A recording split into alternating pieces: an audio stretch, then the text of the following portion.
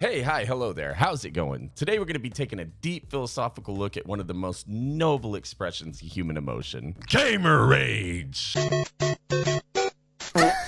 Ah, yes. The sacred tradition of hurling your controller across the room because little Timmy forgot to revive you in Warzone. Again, you, Timmy. Whether you're a casual gamer who seethes in silence or a seasoned veteran who punches drywall with the finesse of a chimpanzee on his 7th serving of G Fuel, we have all experienced it in some capacity or another. So go ahead and sit on down, grab a beverage, smash that like button like you're no longer hard stuck in platinum, and let's dive headfirst into the soothing and therapeutic world of blind, uncontrollable gamer rage.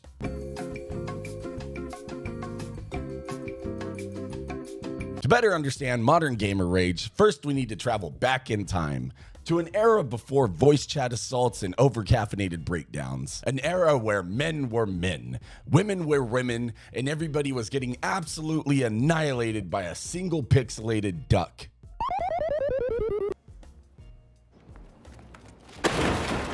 This was the primordial ooze from which gamer rage evolved. We didn't have online lobbies. We had siblings who unplugged our controller mid-boss fight. We didn't scream into microphones. We screamed into our pillows as our memory card corrupted 80 hours of game progress. Starting back from a time where we would sit down to complete a game in one sitting because there were no game saves back then. Only a password system that would vaguely throw you wherever the hell it felt fit. Good luck! So when the weather knocked the power out, you would find yourself all the way back at stage 1-1.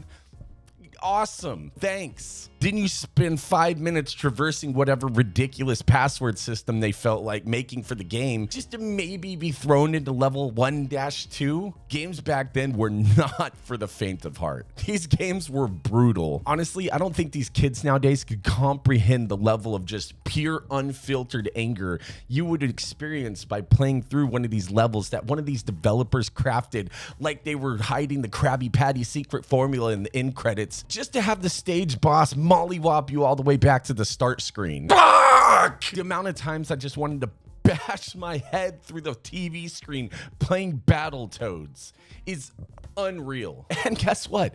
There were no difficulty settings in these games either. So it was like they took every single complaint from a casual player, blended it up into some 8-bit brain hemorrhage, squeezed it into some plastic cartridge and said, ha, here you go fuck yourselves. Ah, the good old days. Anyways, let's fast forward to the present day. Aw, dang it. Fuck.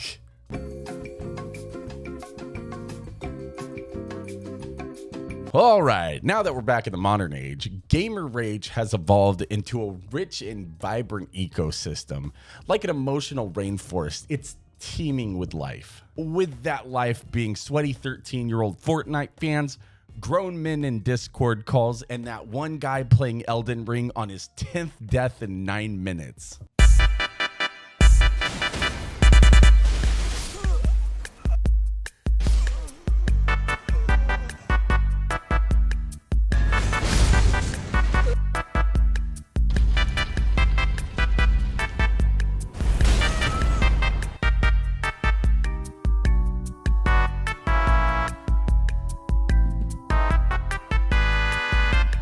So let's go ahead and take a brief look at some of the video games causing modern audiences to break $200 controllers while harvesting stress like an incoming stroke-fueled spirit bomb. In Call of Duty lobbies, rage isn't just expected. It's tradition. Lobby screen voice chats produced more emotional damage than most divorces. One poorly timed stun grenade and you're gonna hear a grown man with the voice of a chain-smoking grizzly bear threaten legal action against a random child in Ohio. It's like war, but instead of PTSD, you just end up uninstalling and reinstalling the game about 6 times a week. If you survived the Modern Warfare 2 voice chat lobby, you should be entitled to financial compensation. Oh, and you know what this game has a lot of? This shit is like the gamer equivalent of Instagram Reels.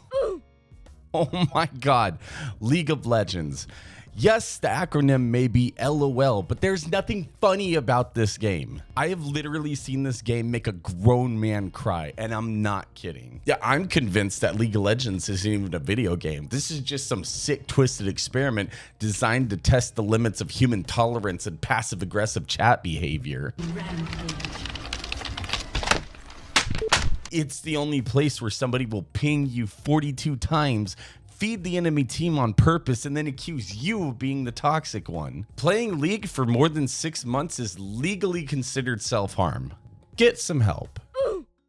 I won't even lie, I feel so called out with this one. Soulsborne games, though, are a perfect example of gamer rage. You'll fight the same person 42 different times, die every single time, just to find out he's not even a boss. Soulsborne players don't even rage at other people. They rage at themselves. It's a solitary meltdown, a beautiful personal tantrum against a game that politely asks the player, what if fun hurt? Every death in this game is a lesson in patience, in humility, and how loudly a man can scream, this game is fucking stupid, before being absolutely obliterated by a boss with the name of Festering Worm, God of Regret. God damn. I'm not even playing the game right now and I'm sweating my ass off.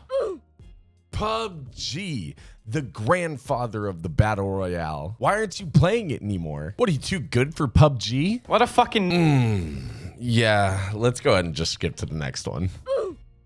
Ah, yes. Diet PUBG for children. In Fortnite, the rage is faster, louder, more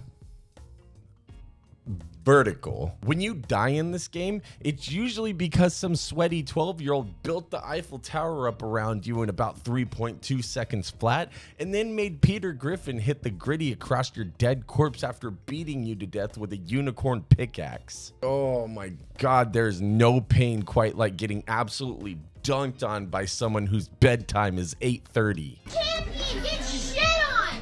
Get shit on! Valorant. Valorant is different. Valorant rage is elite. It's refined. It wears loafers. People in Valorant don't just yell. They strategically gaslight you. It's like if chess players had a full-blown meltdown every time they lost a pawn. You can't do that. I f***ed your mom. I'm not even gonna lie. Some of the most unforgivable cringe I've ever seen has come out of the Valorant community. This game's a huge magnet for those cringe couples that you see on TikTok. You know, the ones that'll make a speech at the beginning of the match. For some reason, the girl always talks like she's a 12-year-old Japanese schoolgirl.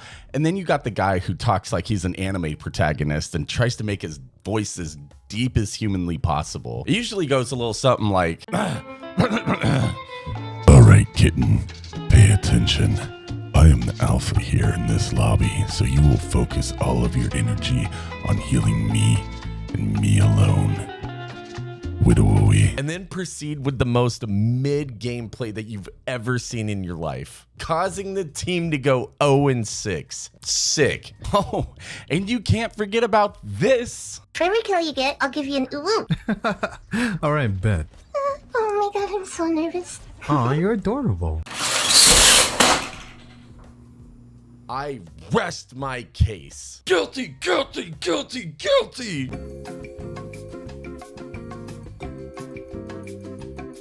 Won't you step on in? Because we have arrived at the pinnacle of video game crash outs. He's pulling his cock out! Thanks to the magical world of eSports, we can now bear witness to someone shattering a $300 headset in front of a live audience. All of this while being sponsored by energy drinks and arthritis-inducing gaming chairs. Nothing brings me more joy than watching a man in a jersey with his gamer tag XX Sniper Jesus XX scream at his coach like he just got kicked off the team. Like, bro, you just missed the flick shot.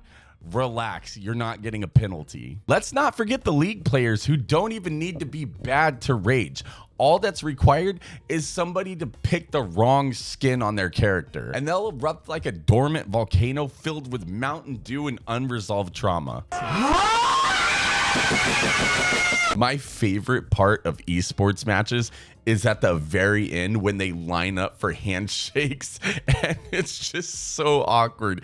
Everybody's pissed off and don't want to be there, and they're just like, all right, that's about it, see ya.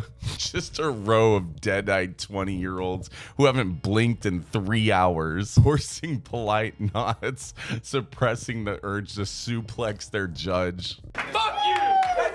Red! Ugly fucking bird! Stop talking. Shut your mouth real quick. I'll fuck you up. You're gonna want to wash the taste of my dick out of your mouth. And that, my friends, concludes our deep dive into the majestic world of gamer rage, where the only thing more fragile than their ego is their $1,500 custom keyboard. If you enjoyed watching people lose their mind over digital pixels, consider subscribing. That way, one day I can afford therapy for the psychological damage caused by years of voice chat and Modern Warfare 2 lobbies. Feel free to like the video, or don't. I'm not your dad. But if you're my dad, please come home. We haven't had milk in so long. Leave a comment below telling me about a time you absolutely lost it over a lag spike, or about the time you got banned from Club Penguin for aggressive puffing. I read through all of your guys' comments while I'm pretending to study in my psychology class. As always, stay hydrated. Don't scream at your monitor unless it screams at you first. And remember, if you throw your controller and it doesn't come back, it probably wasn't a boomerang. I love y'all, and I'll see you in the next one. Bye.